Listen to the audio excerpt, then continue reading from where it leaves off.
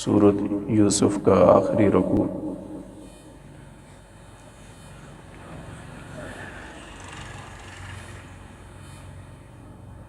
صفحہ نمبر 224 کے درمیان۔ اعوذ باللہ من الشیطان الرجیم، میں پناہ مانگتا ہوں اللہ کے نام کے ساتھ شیطان مردود کے شر سے۔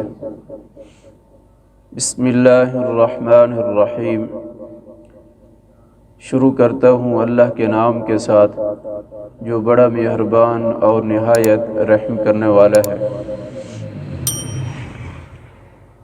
قل ھذہ سبیلی ادعو الی اللہ علی بصیرۃ انا ومن اتبعنی وسبحان اللہ وما انا من المشرکین۔ بس اب ترجمہ ہوا، کل کیونکہ تلاوت ہو گئی تھی۔ جی اب ترجمہ ہوگا۔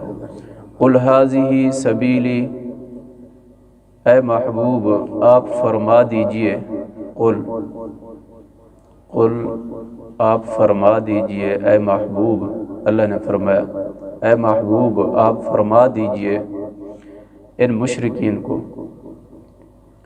ھذہ سبیلی ادعو الی اللہ، یہ میرا راستہ ہے جس کی طرف میں آپ کو دعوت دیتا ہوں کہ اللہ ایک ہے، شرک نہ کرو۔ ادعو الی اللہ، میں آپ کو بلاتا ہوں اللہ کی طرف، علی بصیرۃ، اور میں اس بات پر قائم ہوں اور ہمیشہ قائم رہوں گا۔ حضور نے فرمایا کہ اس دعوت پر، توحید کی طرف بلانا، یہ میرا راستہ ہے اور میں اس راستے پر ہمیشہ قائم رہوں گا۔ میں بھی قائم رہوں گا، میں بھی قائم رہوں گا اس راستے پر، ومن اتبعنی، اور جو میری اتباع کرنے والے ہیں، جو مجھے ماننے والے ہیں، اللہ کا رسول، اللہ کا نبی، تو وہ بھی اس راستے پر ہمیشہ قائم رہیں۔ وسبحان اللہ، اور اللہ پاک ہے اس شرک سے جو تم کرتے ہو، مشرکین مکہ سے کہا گیا، جو شرک تم کرتے ہو اس شرک سے اللہ پاک ہے۔ وما انا من المشرکین، حضور نے فرمایا میں اس شرک سے بری ہوں، میں اس شرک سے بری ہوں جو شرک تم کرتے ہو، اور نہیں ہوں میں شرک کرنے والوں میں سے۔ وما انا من المشرکین۔ وما ارسلنا من قبلک الا رجالا نوحی الیہم من اہل القری، اور نہیں بھیجا ہم نے، اللہ نے فرمایا اے محبوب یہ جو نہیں مان رہے مشرکین مکہ، یہ کوئی آج کی بات نہیں ہے، یہ پہلے بھی ایسے قومیں آئی جنہوں نے اپنے نبی کی بات کو نہ مانا۔ وما ارسلنا من قبلک، اور نہیں بھیجا ہم نے آپ سے پہلے رسولوں کو جو بستی والوں میں سے تھے، مگر الا رجالا، مگر مرد تھے، عورتیں نہیں تھیں۔ 1,24,000 پیغمبر آئے، سارے کے سارے کیا تھے؟ مرد تھے، ان میں سے کوئی عورت نہیں تھی۔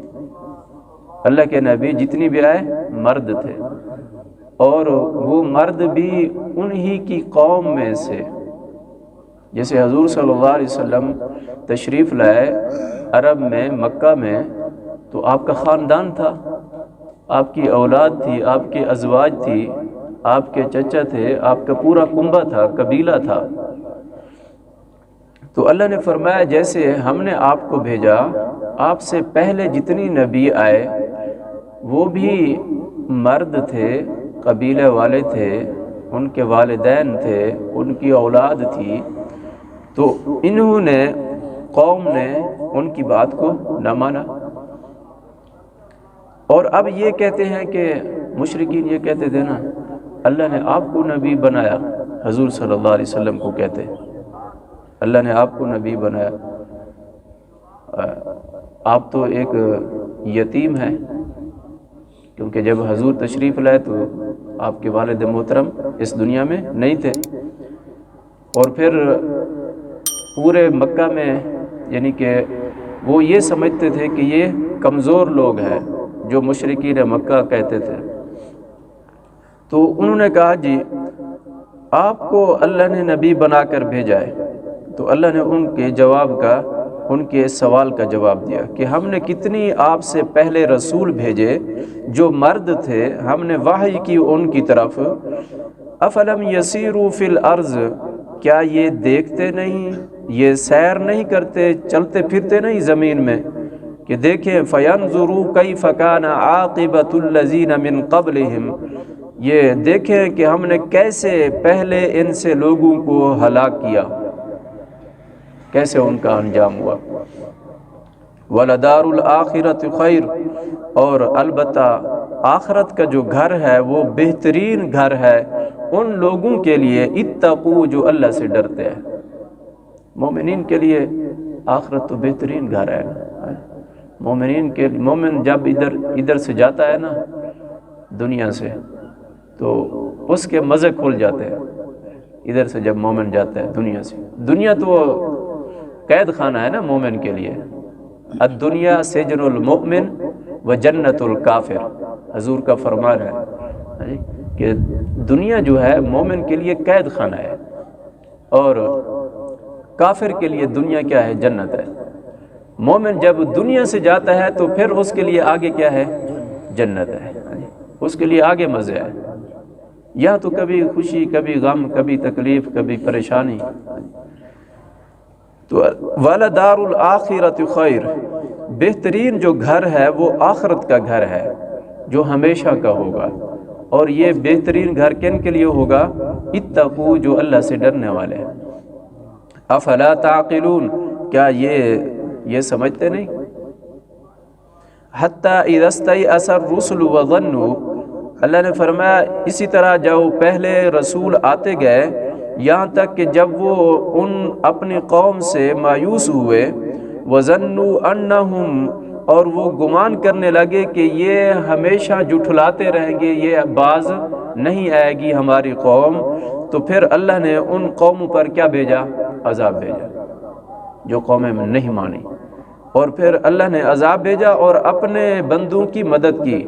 نصرنا، اللہ نے فرمایا ہم نے مدد کی اپنے لوگوں کی، یعنی اللہ کے نبی کی اور اللہ کے نبی کے ماننے والوں کی. باقی پر عذاب بھیجا. فنجی من نشاء، پھر ہم نے نجات دی جس کو چاہا. ولا يرد بأسنا عن القوم المجرمین، اور نہیں واپس لوٹا ہمارا عذاب مجرم قوم سے. جب کسی قوم پر عذاب آیا، مجرم قوم پر، تو وہ عذاب واپس نہیں لوٹا. کسی کی جرت ہی نہیں تھی کہ اس عذاب کو واپس کرے. لقد كان في قصصهم عبرة لأولي الألباب، البتہ ان قصوں میں جتنی قصے بیان ہوئے، ان قصوں میں عبرت ہے ان لوگوں کے لیے جو عقل والے ہیں. یہ مشرک اگر قصہ سن لیا یوسف علیہ السلام کا، ان کی فرمائش کے مطابق یہ قصہ آیا، مشرکین نے کہا تھا نا، ان کی فرمائش کے مطابق قصہ اللہ نے قرآن کے اندر اتارا، وحی کی. تو اب یہ قصہ سن لیا پھر بھی عبرت حاصل نہیں کرتے، پھر بھی ایمان نہیں لاتے، تو پھر ان کا مقدر. ما کان حدیثا یفترا، لیکن جو قرآن میں آیا ہے اس میں کوئی چیز ایسی نہیں ہے جو ایسی بنا لی ہو، بلکہ یہ اللہ کی طرف سے آئی ہے. ما کان حدیثا یفترا، نہیں ہے کوئی ایسی بات اس قرآن میں جو گھڑی گئی ہو. یفترا اپنی طرف سے کوئی چیز نہیں گھڑی گئی، بلکہ اللہ نے جو بھی اتارا ہے یہ حق اور سچ ہے. ولیکن تصدیق الذی بین یدی، اور یہ قرآن جو ہے پہلی کتابوں کی تصدیق کرتا ہے. یہ قرآن پہلی کتابیں جو تورات ہے، زبور ہے، انجیل ہے، یہ ان کتابوں کی بھی تصدیق کرتا ہے. ان میں جو قصے بیان ہوئے ان کی بھی یہ تصدیق کرتا ہے. وتفصیل کل شیء، اور یہ قرآن جو ہے ہر ایک چیز کو بیان کرتا ہے، ہر ایک چیز کو. ہر ایک چیز کو قرآن تفصیل سے بیان کرتا ہے۔ وَهُدًى وَرَحْمَةً، اور یہ قرآن ہدایت بھی ہے اور رحمت بھی ہے۔ یہ قرآن ہدایت بھی ہے اور رحمت بھی ہے اور شفا بھی ہے۔ کن کے لیے؟ مومنین کے لیے، ظالموں کے لیے نہیں ہے۔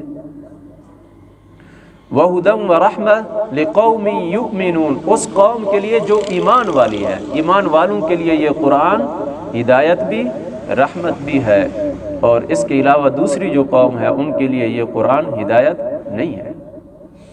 یہ سورہ یوسف ختم ہو گئی۔ سورۃ الرعد، سورۃ الرعد مدنیہ، وہی 43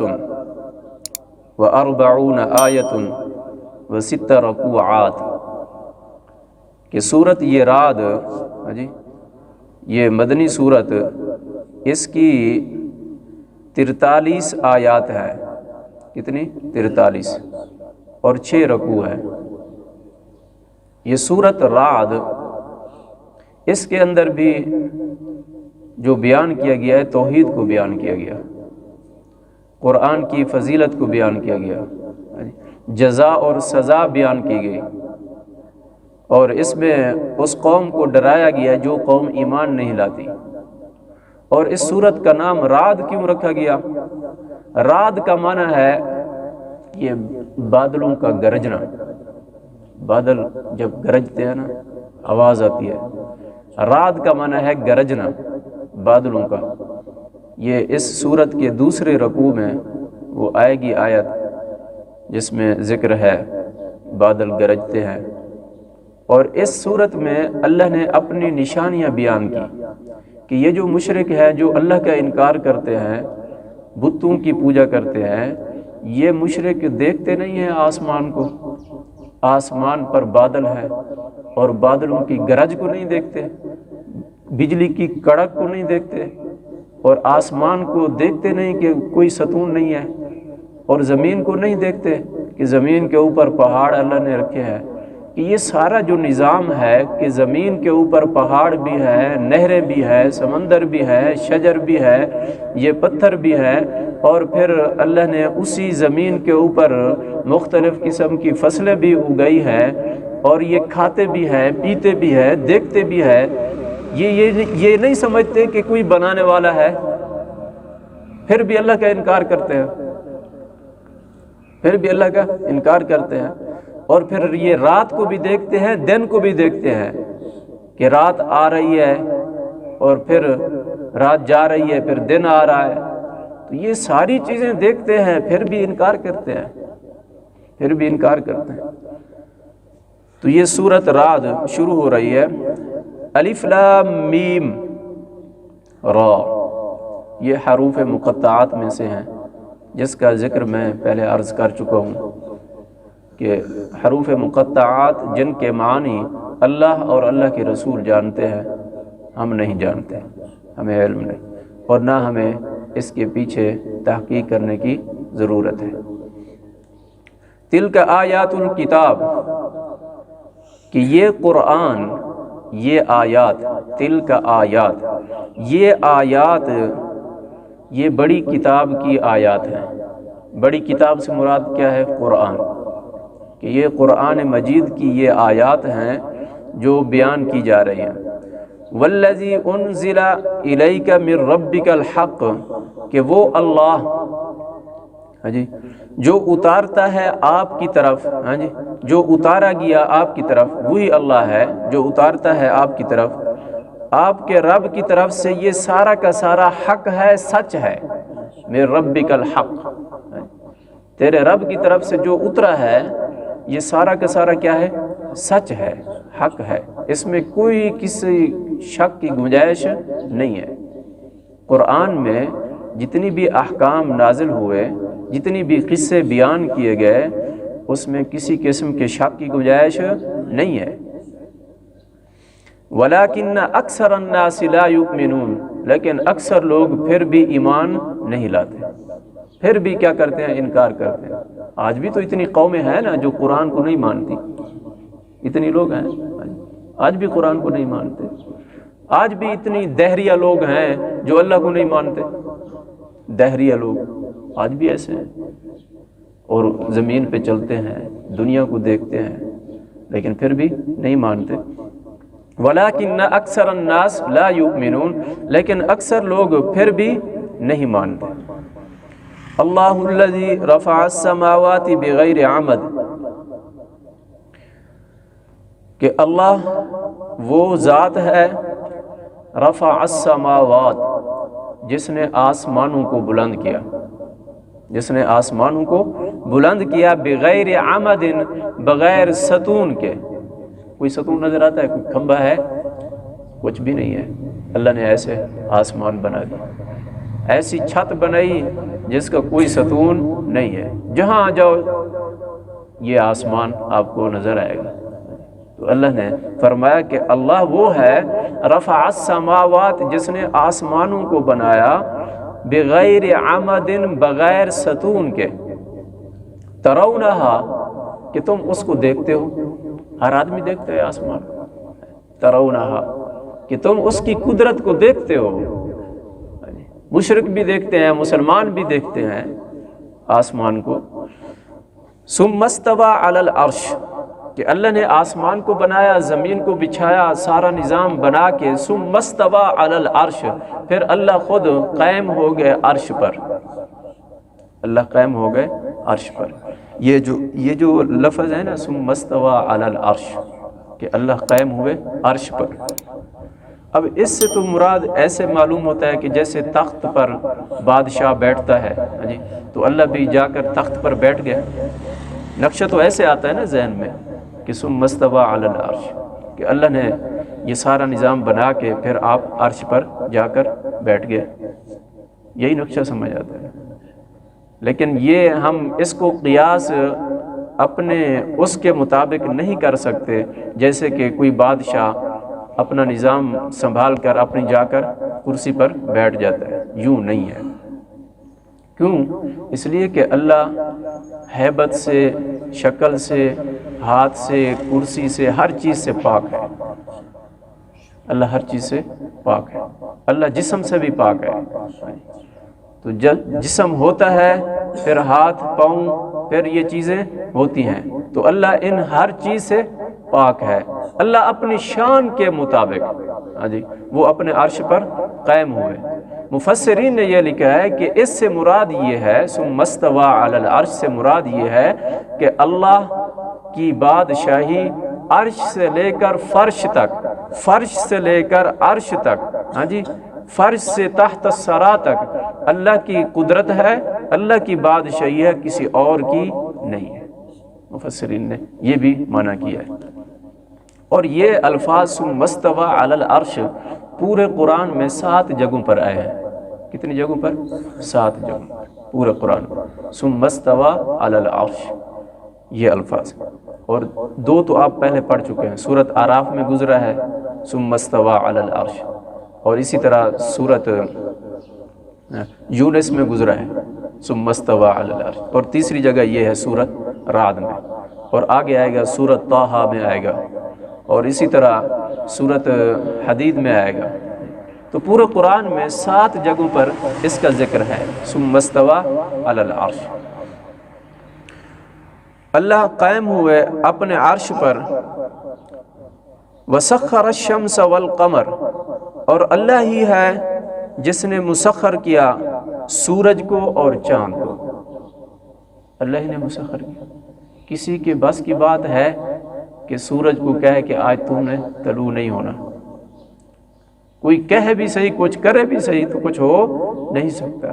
یہ تو اللہ کے حکم سے نظام چل رہا ہے. جی سورج نکلتا ہے پھر ڈوبتا ہے، چاند نکلتا ہے پھر ڈوبتا ہے، رات آتی ہے پھر دن آتا ہے.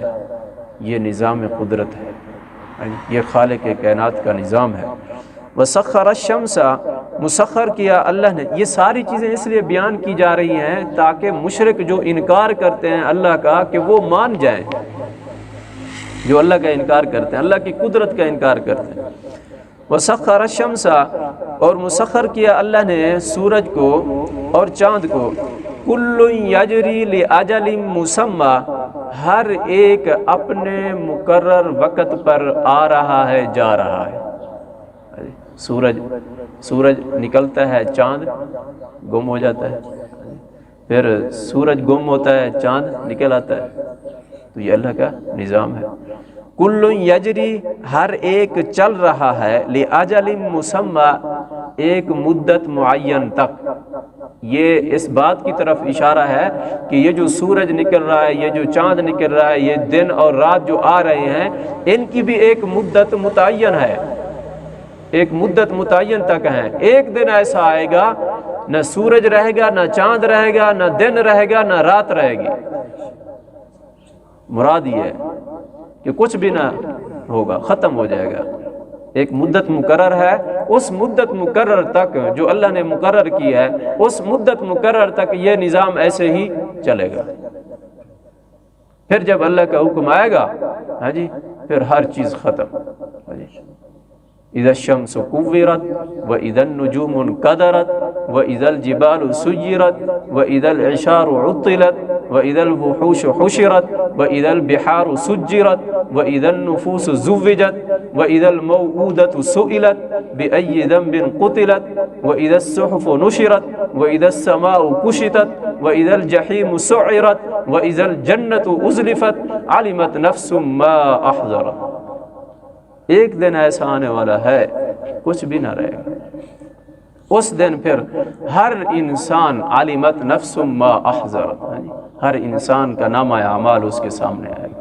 وہ دن ہوگا، وہ دن۔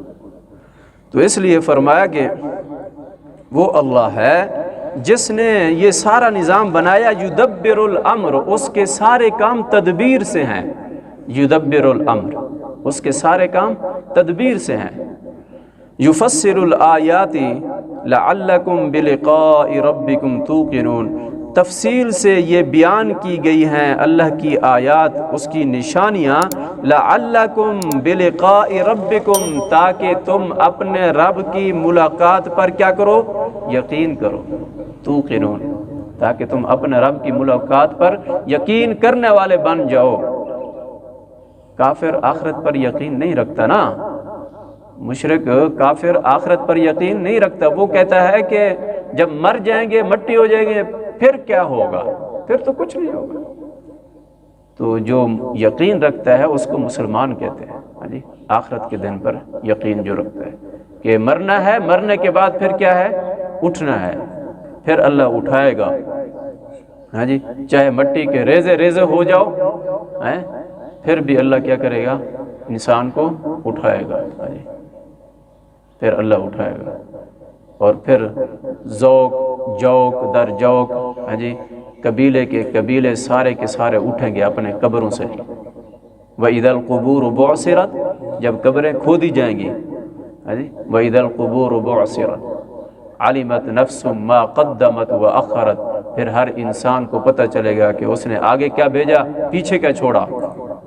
یا ایھا الانسان ما غرک بربک الکریم، اے انسان تجھے کس چیز نے اپنے رب کے بارے میں دھوکے میں ڈال دیا تھا۔ الذی خلقک فسواک فعدلک، جس ذات نے، جس خالق کائنات نے تم کو بنایا، پیدا کیا اور بہترین جسم دیا، تم اس کو بھول گئے۔ فی ای صورہ، فی ای صورت ما شاء رکبک، کہ اللہ نے تمہیں کیسے خوبصورت شکل دی، تو اس کا انکار کرتا ہے، اس خالق کا۔ تیرا وجود نہ تھا، تیرا وجود تیرے ماں کے پیٹ میں اللہ نے بنا دیا، ماں کے پیٹ میں 9 مہینے تجھے اللہ نے ماں کے پیٹ میں رکھا اور تیری شکل ماں کے پیٹ میں بنائی، اور تیرا رزق بھی متعین تیری ماں کے پیٹ میں کر دیا، تو اس خالق کائنات کو بھول گیا۔ تو اللہ فرماتے ہیں کہ ان کو بتاؤ، ان سے کہو کہ اللہ ہر کام اپنے تدبیر سے کرتا ہے۔ وَهُوَ الَّذِي مَدَّ الْأَرْضَ وَجَعَلَ، وہ اللہ ہے جس نے زمین کو پھیلا دیا، مد الارض، وَهُوَ الَّذِي مَدَّ الْأَرْضَ، وہ اللہ جس نے زمین کو پھیلا دیا، وَجَعَلَ فِيهَا رَوَاسِيَ، اور اس زمین کے اوپر پہاڑوں کو رکھ دیا، وَأَنْهَارَ، اور پھر اس زمین کے اندر نہریں جاری کر دی پانی کی۔ ایسا تو ہے نا، پہاڑ بھی ہیں، ہم اپنی آنکھوں سے دیکھتے ہیں، اور نہریں بھی ہیں جی، کہیں سمندر ہے، کہیں نہریں ہیں، دریا ہیں، تو یہ سارا نظام کس نے بنایا؟ اللہ نے بنایا۔ وَهُوَ الَّذِي مَدَّ الْأَرْضَ، وہ اللہ جس نے زمین کو پھیلایا اور اسی کے اوپر بنا دیے پہاڑ، ہاں جی، گاڑ دیے، اس کے اوپر رکھ دیے پہاڑ، وَأَنْہَار، اور جاری کر دی نہریں، وَمِن كُلِّ الثَّمَرَاتِ، اور ہر قسم کے پھل پیدا کر دیے اللہ نے، وَمِن كُلِّ الثَّمَرَاتِ، اور اللہ نے ہر قسم کے پھل پیدا کیے، جَعَلَ فِيهَا زَوْجَيْنِ اثْنَيْنِ، اور پھر ان پھلوں کے جوڑے بنائے، نر اور مادہ، پھلوں کے بھی جوڑے بنائے، پھلوں میں بھی نر بھی ہے، مادہ بھی ہے، پھلوں میں اللہ نے کیسا نظام۔ انسانوں میں تو جوڑے ہیں نا، مذکر ہے، مؤنث ہے، مرد ہے، عورت ہے، پھلوں میں بھی اللہ نے اس کے اوپر تحقیق ہوئی، سائنس نے تحقیق کی، سائنسدانوں نے، کہ پھلوں میں کیسے نر اور مادہ ہو، تو اس تحقیق میں بھی انہوں نے تسلیم کیا کہ جو قرآن کہتا ہے وہ سچ ہے۔ آج کی سائنس بھی اس بات کو مانتی ہے۔ فیہا زوجین اثنین، کہ وہ اللہ جس نے پھلوں میں بھی جوڑے بنائے، ہاں جی، یغشی اللیل النہار، اور رات اور دن کے بھی جوڑے بنائے، ہاں جی، رات آتی ہے کہ رات ڈھانپتی ہے کس کو؟ دن کو، ہاں جی، جب رات آتی ہے دن چلا جاتا ہے نا، اور جب دن آتا ہے تو رات چلی جاتی ہے۔ ان فی ذلک لآیات لقوم یتفکرون، اس میں نشانیاں ہیں اس قوم کے لیے جو قوم فکر کرے، غور و فکر کرے، اس قوم کے لیے نشانیاں ہیں، یہ اللہ کی ساری نشانیاں کہ اپنے رب کو مانے۔ وفی الارض قطع متجاورات، اور زمین کے مختلف ٹکڑے، زمین ایک ہے لیکن دیکھیں کہیں زمین بنجر ہے، کہیں زمین آباد ہے، اور کہیں زمین ریتلی ہے، ٹیلے ہیں، ریت کے ٹیلے ہیں، اور کہیں پہاڑ ہیں سارے، کچھ ہوتا نہیں۔